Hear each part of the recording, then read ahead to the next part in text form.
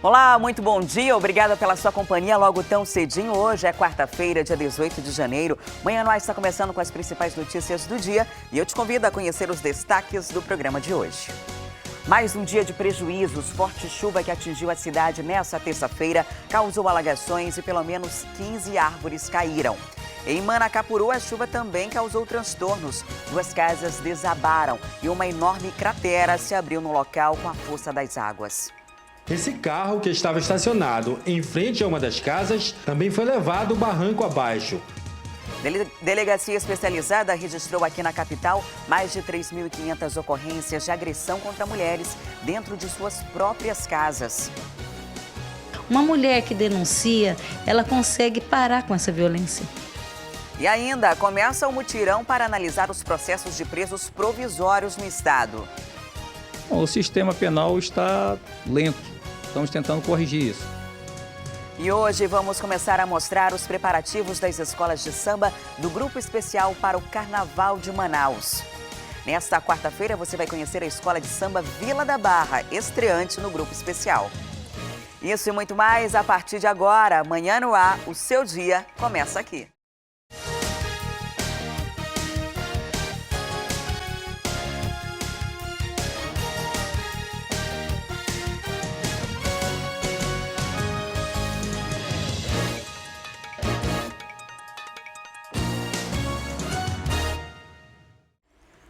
Olá, muito bom dia. Nós já estamos ao vivo e você pode participar do Manhã no Ar com a gente. É muito simples. Manda para cá a sua sugestão de reportagem, denúncia, flagrante. É só mandar o seu vídeo, foto ou a sua denúncia para o nosso WhatsApp. Anota o número. É o 99225-8767. Você pode ainda entrar na nossa página no Facebook e interagir com a gente por lá.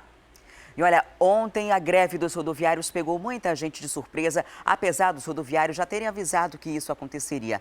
Mais de 200 linhas deixaram de circular durante o dia todo. E isso causou grande transtorno para a população. Cerca de 800 mil pessoas não conseguiram usar o transporte coletivo durante a terça-feira. Houve protesto, houve reivindicação. A categoria, de fato, cruzou os braços, reivindicando aí o aumento de 10% do dissídio do ano passado e também mais segurança nos coletivos. Diante disso, diante dessa greve que se estendeu ao longo de todo o dia, TRT, também OAB e PROCON pediram na Justiça a prisão dos diretores do sindicato dos rodoviários e só mediante a isso é que os ônibus voltaram a circular ainda gradativamente na cidade. Daqui a pouco a gente vai trazer mais detalhes sobre o que aconteceu ontem, os transtornos e o que deve acontecer nas próximas semanas, tendo em vista que ainda não foi resolvido esse problema. Os rodoviários querem aumento e o sindicato diz que não vai autorizar.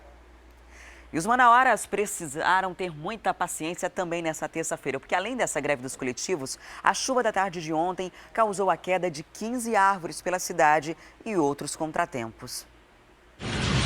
Desde o começo da tarde, a chuva atrapalhou a vida de quem precisou ir ao centro da cidade. O céu ficou fechado e diminuiu bastante a visibilidade, o que exigiu cuidado redobrado dos motoristas para trafegar nas pistas molhadas. O Corpo de Bombeiros recebeu pelo menos 15 chamadas de quedas de árvores. Algumas caíram sobre veículos, impediram o trânsito e danificaram casas. Mas não houve registro de vítimas. De acordo com o CIPAM, a velocidade do vento chegou a cerca de 50 km por hora por volta de 1 da tarde. Já o volume de chuva atingiu os 42 milímetros, conforme informou o Instituto de Meteorologia.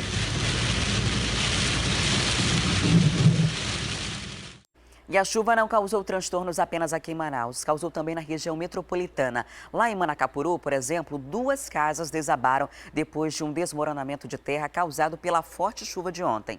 Vamos ver. De acordo com o Corpo de Bombeiros, várias ocorrências foram registradas devido às fortes chuvas. E tivemos várias ocorrências, árvores tombadas em via pública. Das ocorrências, a de maior gravidade foi o registro de um deslizamento de terra. O deslizamento de terra aconteceu na rua 16 de julho, no bairro de São Francisco, e ocasionou o desmoronamento de 2 casas. E devido à erosão da forte chuva, veio a provocar o desabamento das 2 residências. Não houve vítima, né? A vítima conseguiu sair ileso, uma senhora, salvo engano, que estava no local. Essa foto mostra como era a rua antes do deslizamento. E agora, uma enorme cratera se abriu no local. Esse carro, que estava estacionado em frente a uma das casas, também foi levado barranco abaixo. Uma retroescavadeira e um guindaste foram usados para retirar o veículo do local. O Corpo de Bombeiros isolou a área e disse que outras casas deverão ser interditadas por apresentarem risco de desabamento.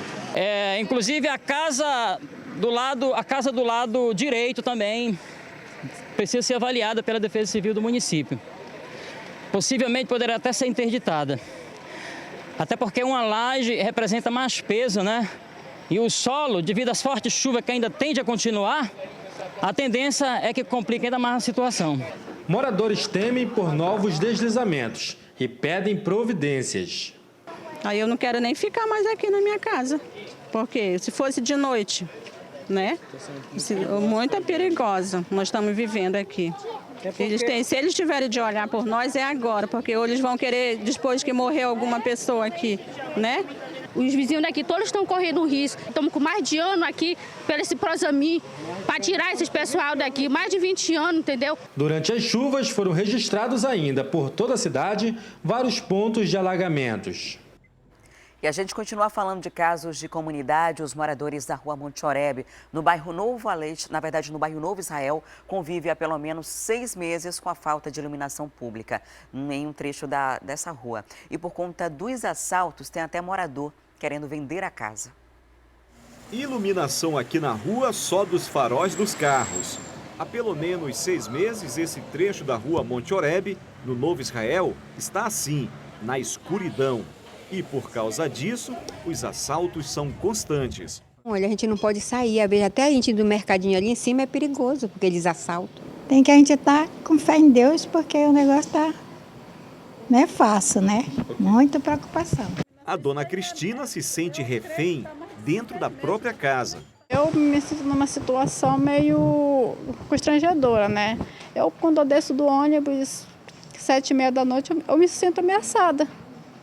E olha que eu não moro, acho que nem 200 metros da parada. De acordo com os moradores, a troca pelas lâmpadas de LED aconteceram somente naquela parte de cima aqui da Monte Oreb. Nesse outro ponto aqui, continua na escuridão. E por conta disso, os comércios ficam fechados. Não tem segurança, você tem que vender para sair, para encontrar em outro canto, para ter mais uma paz, né? Ver se a gente encontra essa paz.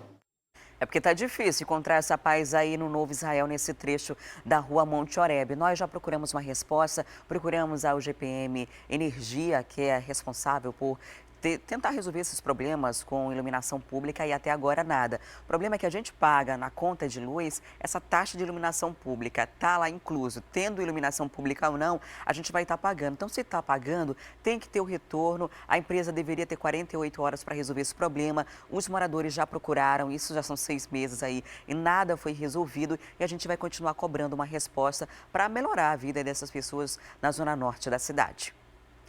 E depois de uma ronda de rotina, policiais militares apreenderam na tarde de ontem cerca de 100 quilos de maconha do tipo skunk, lá no bairro Compensa, na zona oeste de Manaus. A droga estava dentro de um veículo modelo Doblô, estacionado em uma loja de conveniência próximo à Ponte Rio Negro. Um homem que estava fora do veículo conseguiu fugir em outro carro após perceber ali a presença da polícia. A droga foi apresentada no 8º Distrito Integrado de Polícia. E nesta terça-feira, familiares de presos puderam entregar alimentos e objetos de uso pessoal para os internos no Compage. É a primeira vez que isso acontece desde a rebelião do último dia 1º de janeiro. A greve dos rodoviários não impediu que uma multidão se aglomerasse desde cedo na barreira montada na BR-174. Mais de 200 pessoas levaram roupas e principalmente comida para os presos. Elas dizem que a alimentação servida dentro do complexo penitenciário Anísio Jobim não tem condições de consumo e que os internos estariam passando fome desde a última rebelião. Quando nós íamos para a visita, no caso, a gente via a comida que era servida. Ela é muito pitiu, ela é muito fedorenta. Tá puro a feijoada ainda. Tá entendendo? Quando abre, tem comida que tem bicho dentro. Comida estragada? Com certeza. Reclamações também por causa da demora para iniciar o atendimento. Às 8 da manhã, hora marcada pela Secretaria de Administração Penitenciária, homens da Força Nacional ainda impediam a entrada no ramal que leva ao Compage. Esta senhora chegou às 2 da madrugada. Mas mesmo quem veio no horário precisou aguardar bastante. O sol deu uma trégua. Já a chuva não poupou quem estava na fila. Isso é um desgaste físico, um desgaste mental, uma tortura. Então, não pode acontecer, minha gente. Cadê os direitos humanos?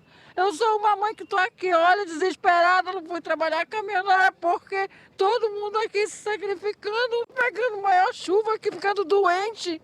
Olha, somente agora, às 10h30 da manhã, começaram a entrar as primeiras pessoas. Elas vão com muitas bolsas e a distância não é pequena não, são cerca de 2,5 km até chegar ao Compage. Os primeiros funcionários da SEAP chegaram há pouco, a gente está vendo ali, e eles chegaram com uma lista enorme, uma lista com mais de 1.000 nomes para checar um a um, porque só pode entrar quem é cadastrado como parente de preso, né? São pessoas que já são acostumadas a entrar aí no Compage e eles têm que ver nome por nome, ou seja, esse trabalho deve durar aí horas. E muita gente tem reclamado porque nem tudo vai poder entrar, eles já explicaram aqui fora. Alimentos perecíveis, por exemplo, foram vetados. Os atendentes explicaram que os presos estão sem geladeira e sem fogão, benefícios que tinham antes da rebelião. Algumas pessoas se irritaram com o estrago de comidas e deram trabalho para os funcionários da SEAP. Vou explicar para vocês. Não tem geladeira. Não vai entrar nada, mano. Poxa, deixa ela falar, meu irmão. Quanto mais vocês gritarem e ficarem na desordem, mais vai demorar e a chuva vai cair. Se vocês ajudarem e colaborarem, vai ser melhor para todo mundo. Todos ali reclamam da falta de informações. Esta senhora está desesperada. Ela largou o trabalho em Recife para ver o filho preso na unidade de custódia. 16 dias depois do massacre, ela conta que ainda não teve notícias do rapaz. Tenho medo de perder meu filho. Jamais, eu nem sonho com isso, sabe? Eu não sonho de um dia saber que meu filho morreu. Eu peço que alguém me ajude, pelo amor de Deus. Eu quero ver meu filho. Sabe?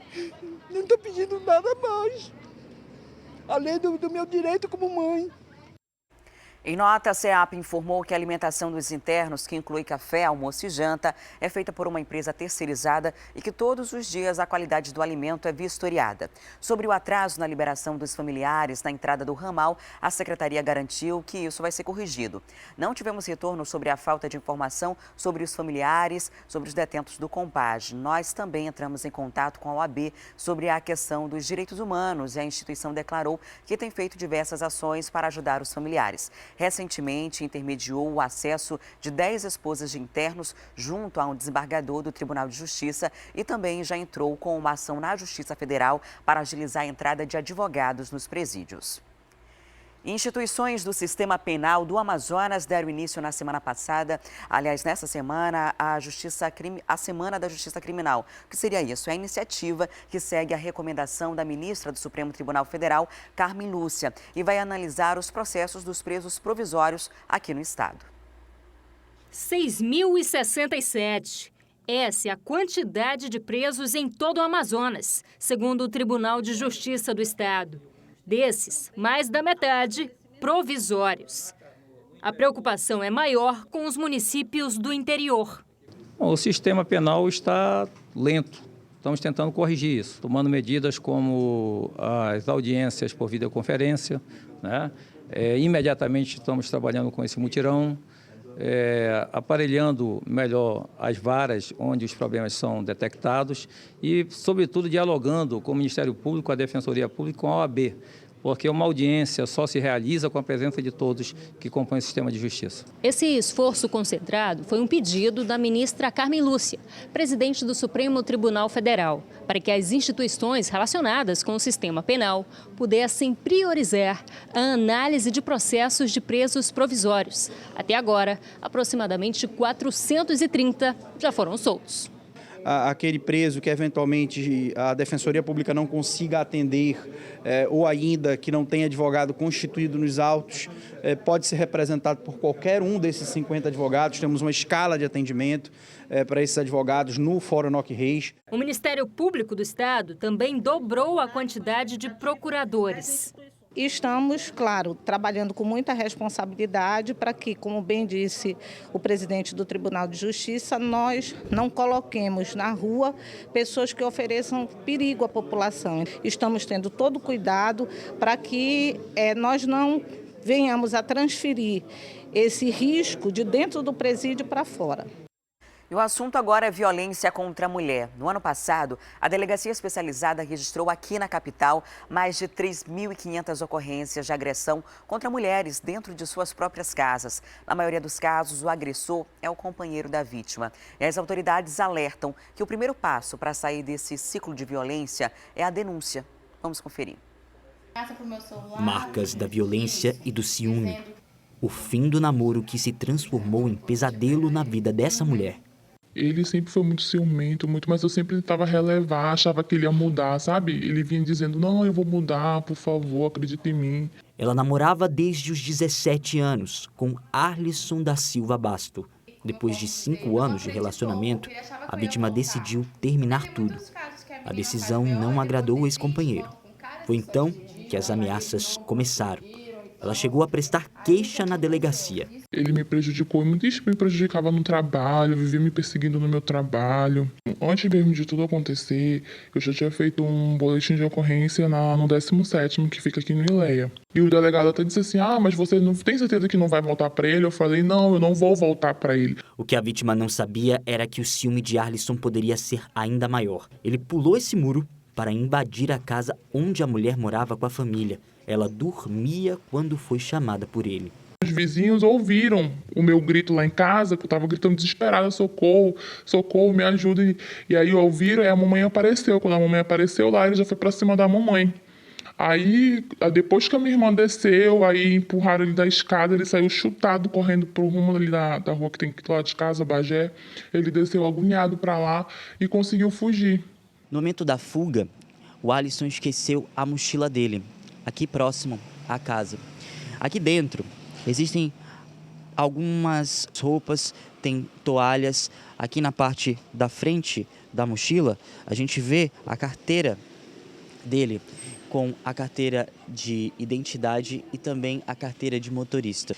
Tudo leva a crer que depois que ele cometesse esse crime contra a ex-namorada, ele fugisse daqui, sem deixar pista nenhuma. Casos como o dessa mulher podem ser vistos todos os dias. Na delegacia especializada são pelo menos 5 novos casos por dia. E segundo a Sejusc, a Secretaria da Justiça e Cidadania, mais de 3.500 mulheres já foram atendidas em 2016, vítimas de violência doméstica. Segundo a delegada, a denúncia é o primeiro passo para a liberdade. Uma mulher que denuncia, ela consegue parar com essa violência, porque a delegacia entra em contato com o agressor, ela ganha as medidas protetivas. Se ela morar aqui no Novo Aleixo, na Cidade de Deus, vai ter o acompanhamento do Ronda Maria da Penha. Nós temos também o Alerta Rosa e nós temos visto que as mulheres que acabam morrendo no Amazonas foram justamente aquelas que não fizeram nenhum boletim de ocorrência. Por enquanto, a vítima está abrigada na casa de amigos e aguarda a resposta da polícia. Ele tem que pagar pelo que ele fez. Ele deixou uma marca muito grande em mim, nunca vou me esquecer. Foram 8 facadas. 8 facadas. E a dor que eu senti, assim, que eu tô sentindo é muito grande mesmo, não desejo para ninguém. E agora a gente muda de assunto. Depois da reunião de ontem entre a Prefeitura, Sinetran e os sindicatos rodoviários, o prefeito de Manaus garantiu que a frota de transporte coletivo vai rodar normalmente nesta quarta-feira. A repórter Júlia Magalhães está lá no Terminal 5, no São José, e é para lá que a gente vai ao vivo. Olá, Júlia, bom dia. Qual a movimentação por aí? Os ônibus estão circulando de fato normalmente ou você percebeu alguma redução na frota? Bom dia, Adriane. Bom dia a todos. Pois é, Adriane, a movimentação por aqui é normal e tranquila.